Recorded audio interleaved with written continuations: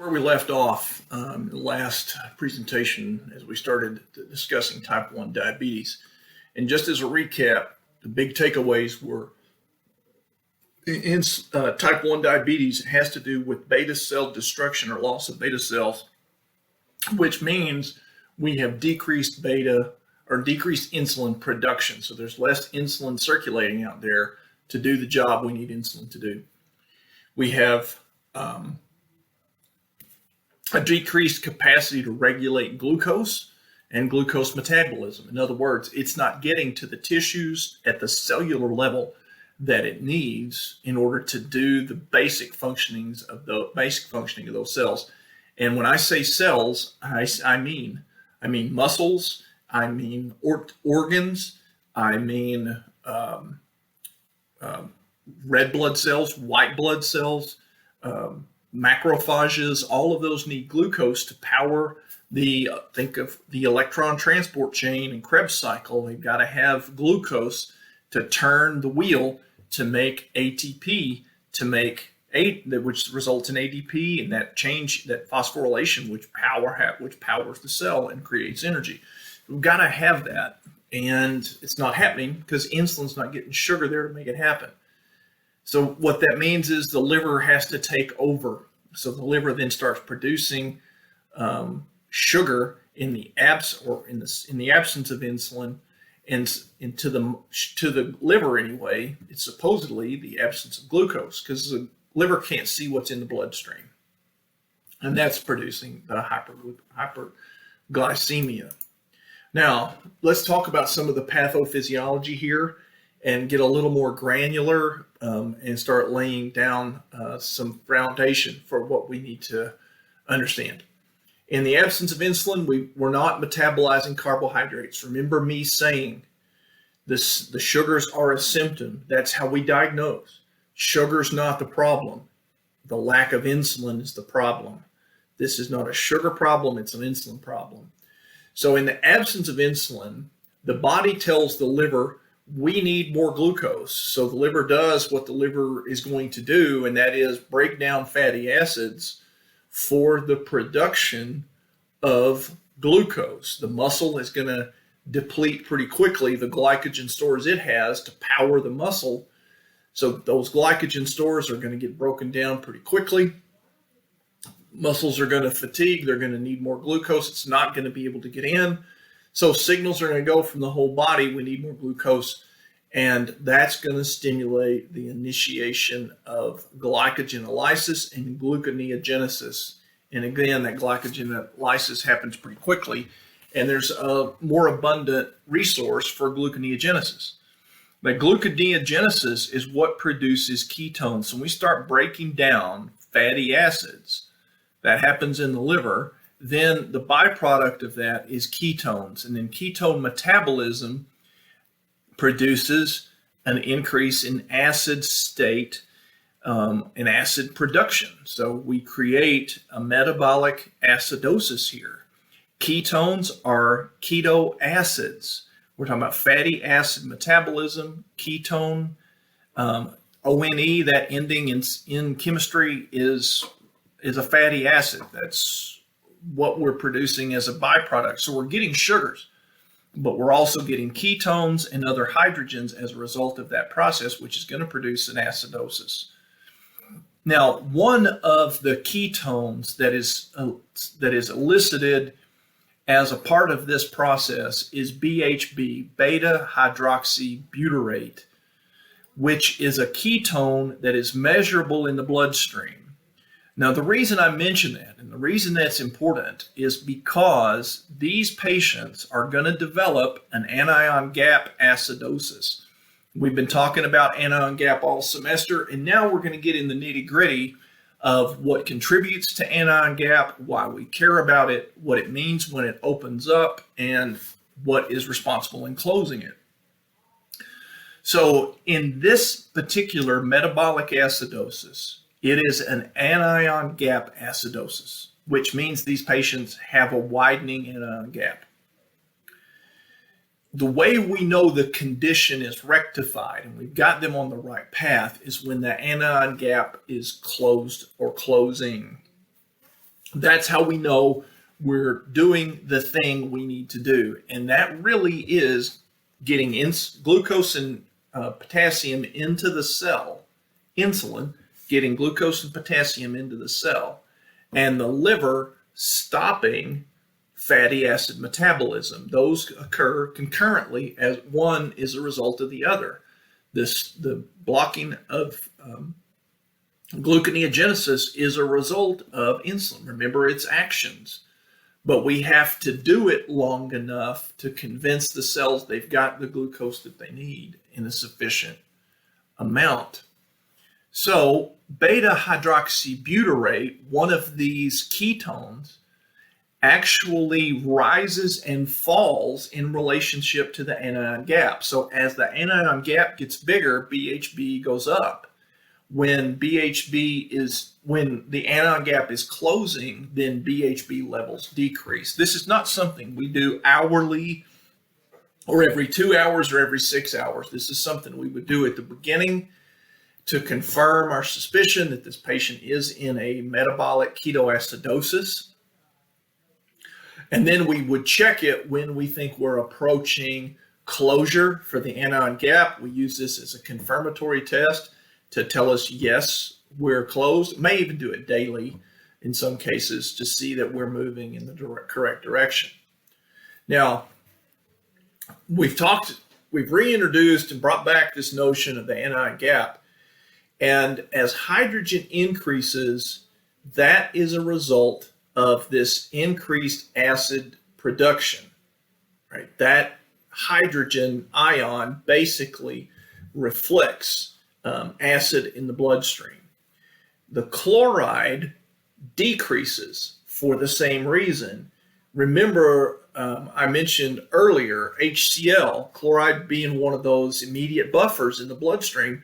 That hydrogen positive charge will readily bind the chloride negative charge and create hydrochloric acid, which we can use in our bodies. That chloride is an immediate buffer, but there's only so much of it. So as we start consuming it with hydrogens, the chloride levels in the bloodstream are going to decrease. As a result, the sodium is going to appear reduced because of the hyperglycemia. Now, this doesn't make sense right away. You're wondering how these are related because sodium doesn't bind sugar or anything like that. Remember, sodium is that determinant of serum osmolarity. So it is the key ion in the bloodstream that helps determine whether we're hydrated or dehydrated, what our fluid state is. Well, when hyperglycemia develops, that sugar will serve as a diuretic. So what it will do is it will draw fluid into the bloodstream and make the sodium appear low because there's so much fluid in the bloodstream, because the bloodstream initially is going to have all this sugar that it makes the bloodstream appear concentrated. So we're going to have a lot of fluid drawn into the bloodstream away from organs that need it. So insulin is the key here because it's the one that tells the body to metabolize the glucose and quit using fat or fatty acid metabolism for energy. So we've got to have insulin. Remember me saying this is an insulin problem. As we start administering insulin and correcting the insulin deficiency, the anion gap is going to close because we'll quit fatty acid metabolism. We'll use up use up some of the glucose that's there. We'll begin to metabolize it accordingly, which means we don't need the buffers, so chloride levels can gradually begin to move back to normal.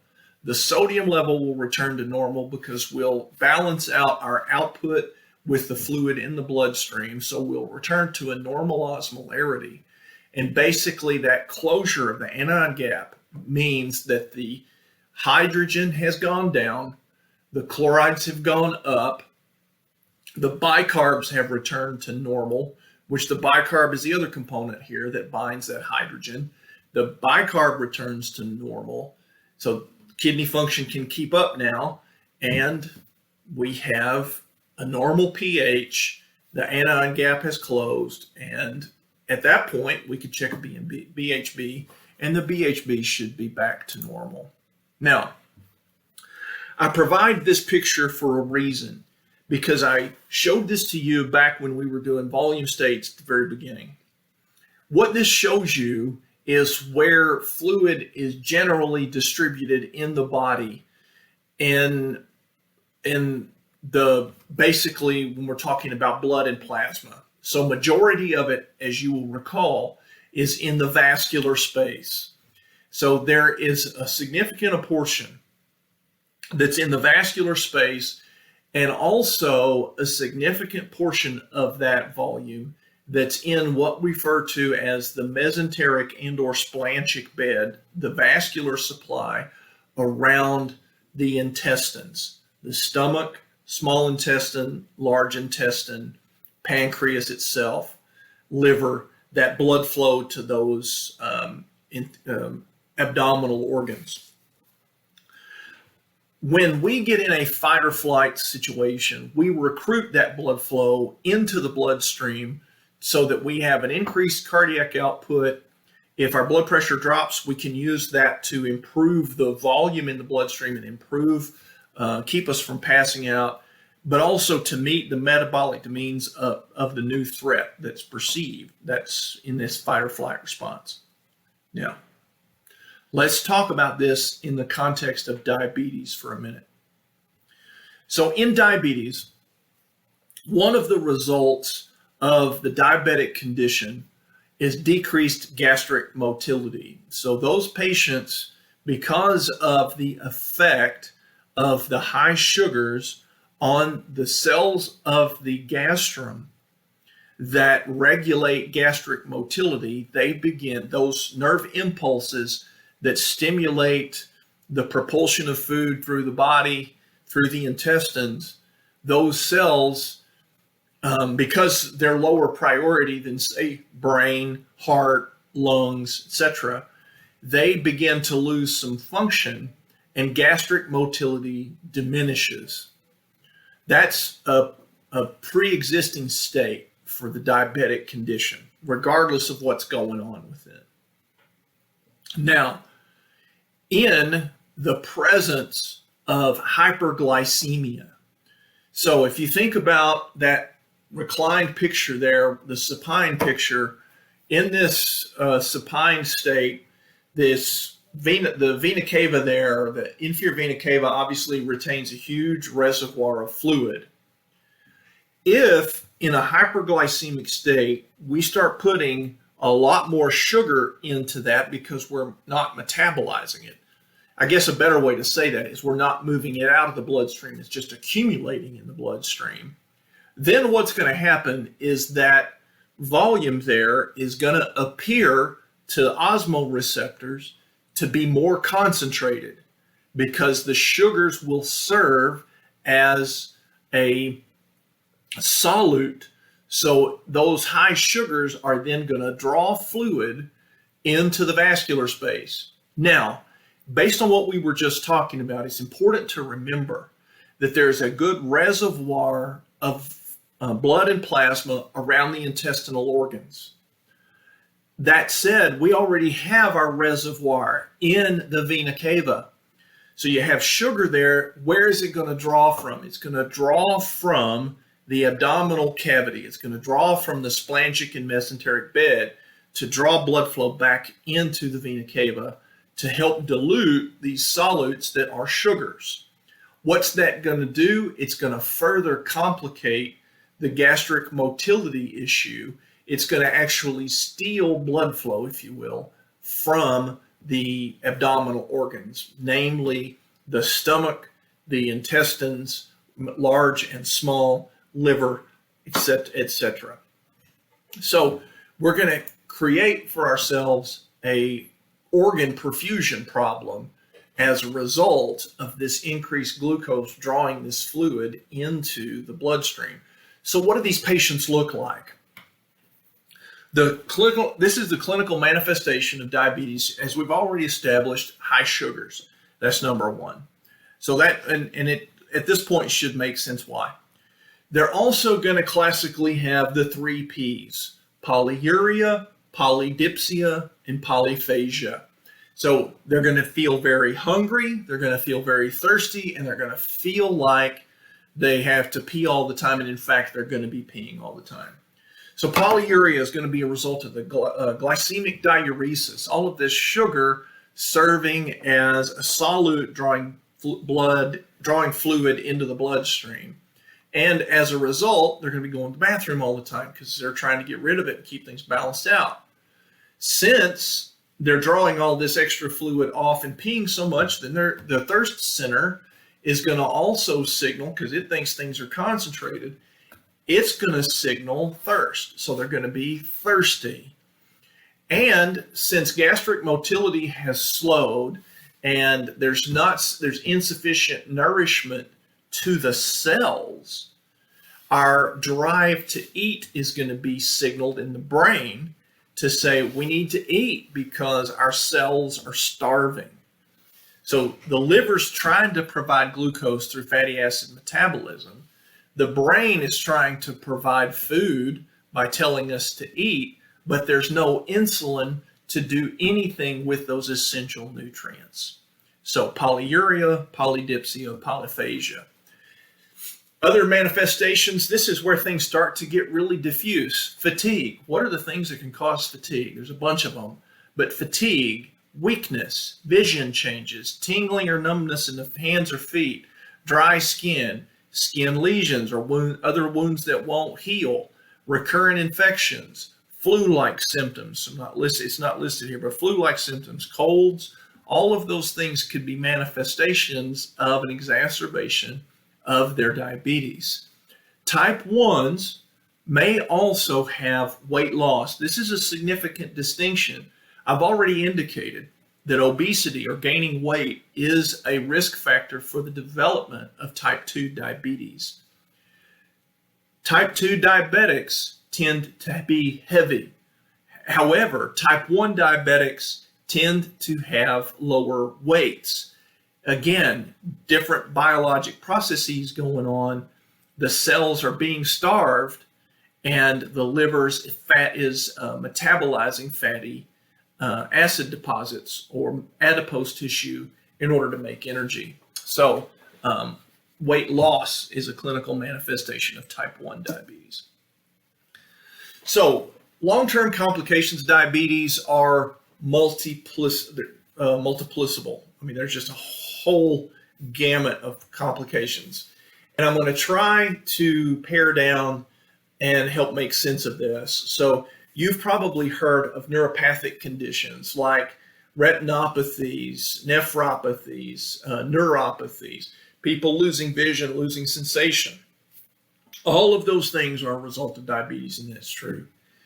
They're related to general changes at the cellular level where cells are not getting the nutrients that they need, and so they begin to experience cell death. Some because of microvascular disease, some because of programmed cell death, and some just because of lack of nourishment. But let me walk into this by helping paint a picture. You may or may not be familiar with what I refer to as macrovascular disease.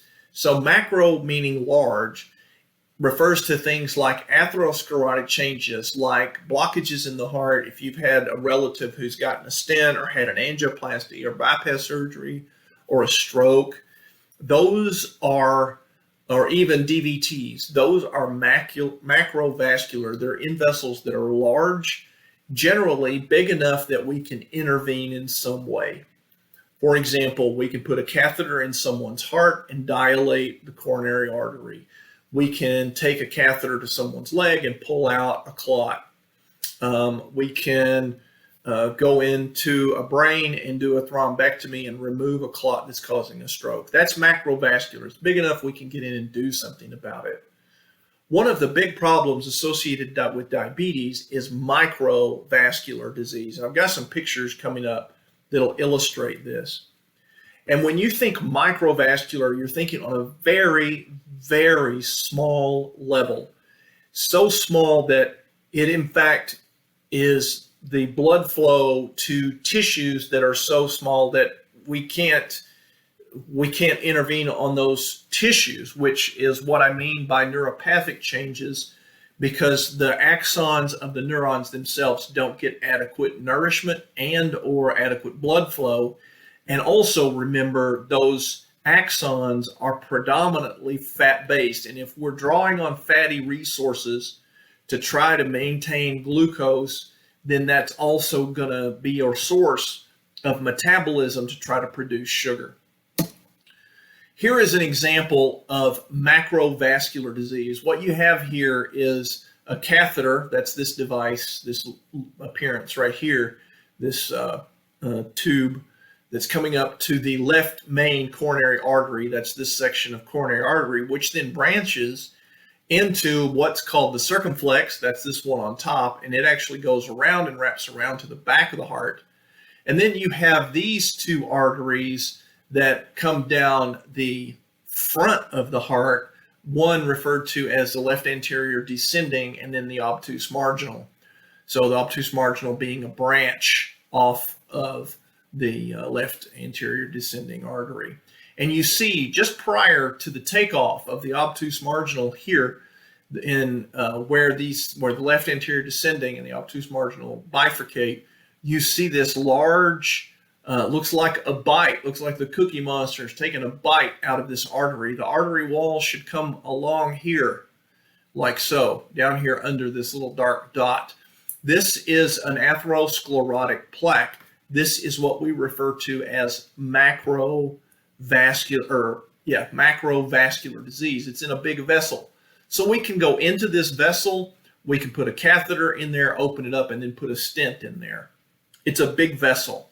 Microvascular are these very small vessels that are way down here, very small, and then there's subsequently ones you can't even see because they're so small. That's what's the difference between micro and macrovascular disease. Here is another example of microvascular disease and then the manifestation of what that can look like. So what you have in this round picture is, this is actually from a retinoscope, an ophthalmoscope. We're actually looking at the retina here, and you can see the vascular supply. And then you see these big bright spots along with these dark areas. These are areas of insufficient blood flow in the retina. So these are very, very small vessels. So now it makes sense where diabetes could precipitate a condition like retinopathy. These tissues around the retina are not getting perfused because of complications with the microvasculature here. Very, very small vessels. No way we can intervene here. But the neuron that composes the retina is actually experiencing infarcts or areas of injury where it's starting to lose its function because of damage to tissue. So to move down to kind of illustrate this, down in the bottom here, what you see on the right is a healthy nerve with a myelin sheath coating the axon here. So that myelin sheath, as I mentioned just a moment ago, the myelin sheath is composed of fatty tissue. So that axon is insulated by fatty tissue, and in order for it to stay alive, it has to have vasculature. So if we have microvascular disease together with a condition that's going to draw on these fatty tissues in the absence, or in the apparent absence of glucose, you're going to get deterioration of the neuron, which would look similar to this picture. You have a healthy neuron on the far left, and then in the middle, you see this neuron whose myelin sheaths are broken down and deteriorating. So this nerve is not going to conduct impulses appropriately, and you're going to get things like neuropathies, nephropathies, retinopathies. Any place where there's a nerve involved, that tissue is going to work. So tingling in the hands, in the feet, decreased sensation, numbness, all of those are results of this diabetic impact on nerves. The reason I have this skin tear here is this reflects, if you've seen skin tears in the hospital, you know how fragile that tissue is. We refer to that tissue as friable. And another, that's just a term that's used for tissue that is very, very fragile. And they'll call it friable. Really what they're describing is tissue that has the consistency of wet tissue paper. So if you imagine a tissue and you get it wet, it would tear apart easily. And this is true of vascular tissue, skin tissue, nerve tissue that is affected by diabetes. The tissue becomes real fragile and friable, which means it's prone to destruction and or death, and becomes not functional tissue. Here's an example of the effect of sustained glucoses on retinopathy. So you can see, what I want to call your attention to is, you can look at the numbers, of course, but what I'd like to draw your attention to is the hemoglobin A1C, because the retinopathy doesn't happen quickly. Neither does changes in hemoglobin A1C. What this shows you is, that's the red dotted line, and then you see the values at the bottom. As the hemoglobin A1C goes up, as it gets above 6, notice the dramatic increase in the percentage of retinopathy as the hemoglobin A1C begins to exceed 6. And remember, our diagnostic criteria is 6.5. So that's going to be somewhere in this neighborhood, right in here.